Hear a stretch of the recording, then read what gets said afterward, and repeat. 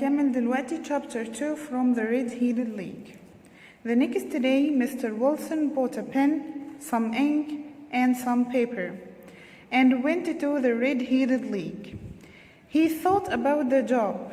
Could it be real? It seemed foolish to copy an encyclopedia.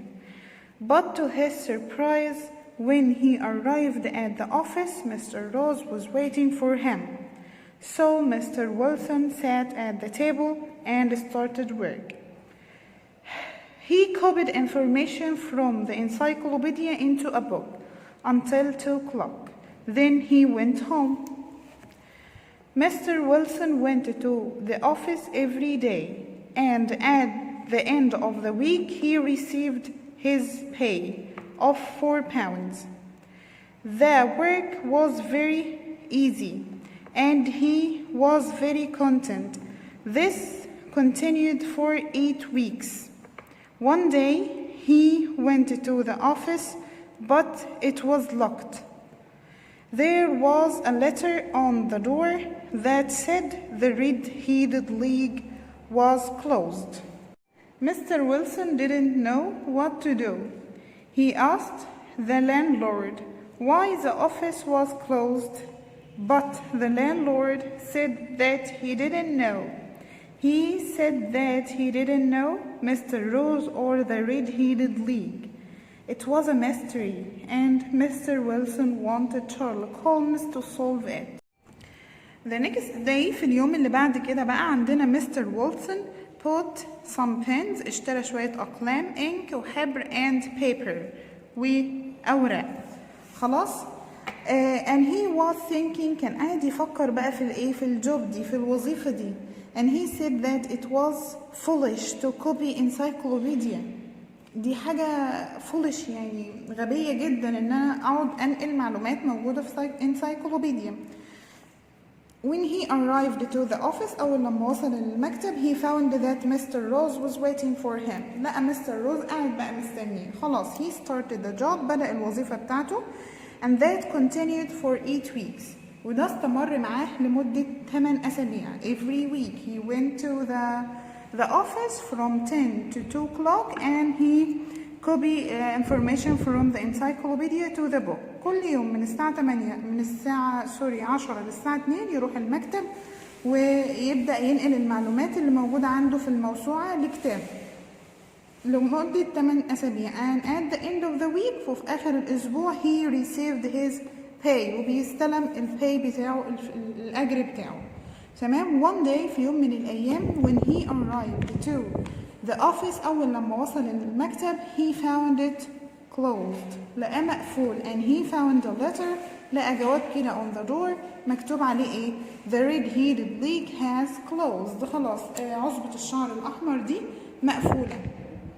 طيب, what could he do? يقدر يعمل إيه؟ He asked the landlord. مين هو landlord؟ اللي هو صاحب البناية, صاحب العمارة أو صاحب المكان اللي موجود فيه الأوفيس ده. He asked the landlord, but he said, قال له إيه؟ That he didn't know Mr. Rose or the Red-Headed League. لا هو عارف Mr. Rose ولا عارف مين ال Red-Headed League ده. And this was the mystery. هو ده كانت القصة الغامضة that he wanted Mr. Sherlock Holmes to solve it. وهي دي خلاص الغموض اللي هو عاوز Mr. Holmes يفكه له أو يحله. Holmes asked Mr. Wilson some questions about his assistant, Mr. Spaulding. After Mr. Wilson left, Holmes asked Dr. Watson to go to a violin concert with him at the evening. On the way, they could go past Mr. Wilson's shop. When they arrived, Holmes walked up to the shop and hit the ground with his walking stick 3 or 4 times. Dr. Watson thought this was very unusual. Then Holmes knocked on the shop door. A young man answered, and Holmes asked him how to get to the concert. Did you knock on the door so that you could see the young man who works for Mr. Wilson? Asked Dr. Watson. No, I didn't. I didn't want to see the man. I wanted to see the knees of his trousers, replied Holmes. Dr. Watson thought that was a very unusual answer. He didn't understand, but Holmes didn't explain. He was looking carefully at the different houses and shops behind Mr. Wilson's shop. There was a newspaper shop, a bank, and a restaurant. Then it was time to go to the concert, so the two men left. After Mr. Wilson finished his story, بعد خلاص لما خلص القصة بتاعته, Sherlock Holmes started to ask him. Sherlock Holmes بدأ يسأله about his assistant Mr. Spaulding. بدأ يسأله شوية معلومات عن المساعد بتاعه اللي هو Mr. Spaulding. بعد كده خلاص Mr. Wilson left, غادر خلاص مشي, and Sherlock Holmes asked Dr. Watson to go with him to a violin concert. طلب منه ان هم يروحوا violin concert. وهم رايحين الviolin concert, they would walk past Mr. Wilson's shop. هيعدوا خلاص على المحل بتاع Mr. Wilson. أول حاجة they went to the shop, and Sherlock Holmes hit the ground 3 or 4 times with his stick. بالعصاية بتاعته كده قاعد يخبط على الأرض بتاعت المحل 2 3. بعد كده he knocked on the door, خبط على الباب بتاع المحل, and he asked the young man, سأل الراجل الصغير اللي طلع له ده, الشاب اللي طلع له ده, he asked him how to go to the violin concert, ازاي يروحوا الviolin concert دي.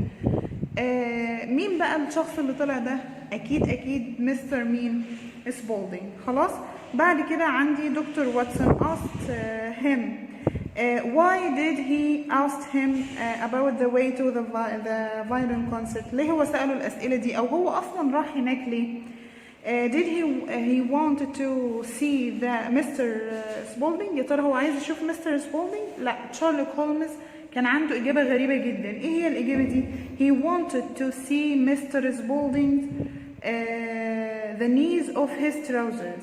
كان عايز يشوف الركب بتاعة البنطلون بتاعه. طبعا this is weird، ده كانت حاجة غريبة. الإجابة دي his answer was unusual، كانت إجابة غير عادية. دكتور واتسون didn't understand، ما فهمش، and Sherlock Holmes didn't explain. لا ده فهم ولا ده شرح. and they went to the concert. خلاص. طيب ايه هي بقى الأسئلة اللي ممكن تبقى الكريتيكال ثينكينج اللي ممكن يبقى معايا؟ ممكن مثلا why did Mr. Wilson think that the job couldn't be real. ليه هو فكر ان الوظيفة دي ممكن تكون مش حقيقية؟ because it seemed foolish to copy information from an encyclopedia into a book. حاجة حمقاء جدا ان انا انقل معلومات من موسوعة لكتاب. طيب ممكن كمان سؤال ايه اللي انا اسأله؟ Why do you think Sherlock Holmes asked Mr. Wilson about Mr. Spaulding. طب تفتكر ليه هو أصلا سأله على Mr. Spaulding؟ because he doubted him، عشان هو شاكك فيه. Why do you think Sherlock Holmes hit the ground with his walking stick؟ ليه خبط كده على الجراوند، على الأرض بعصاية المشي بتاعه؟ I think because he doubted that someone was digging. ممكن يكون مفكر ان في حد تحت عمال بيحفر. خلاص. ممكن كمان سؤال which of the places near the shop do you think the thief would be interested in. طيب مش احنا قلنا ان في الاخر خالص وهم ماشيين رايحين الكونسرت Sherlock Holmes was looking around the places around the shop، قاعد يبص كده في البيوت والاماكن اللي موجوده حوالين المحل، لقى كان اللي موجود عنده؟ there was a restaurant، كان في هناك restaurant، a newspaper shop، وكمان محل بتاع newspaper and a bank. طب ليه هو عمل كده؟ ها، هو عمل كده علشان يعرف يا ترى الثيفز الحرامية دول كانوا محتاجين ايه من المحل بتاع مستر ويلسون. طب which place they were interested in، انهي بقى مكان كانوا مهتمين بيه؟ اكيد مش هيهتموا بالنيوز بيبر شوب ولا هيهتموا بالريستورانت، هيبقوا مهتمين بالبنك. اوكي،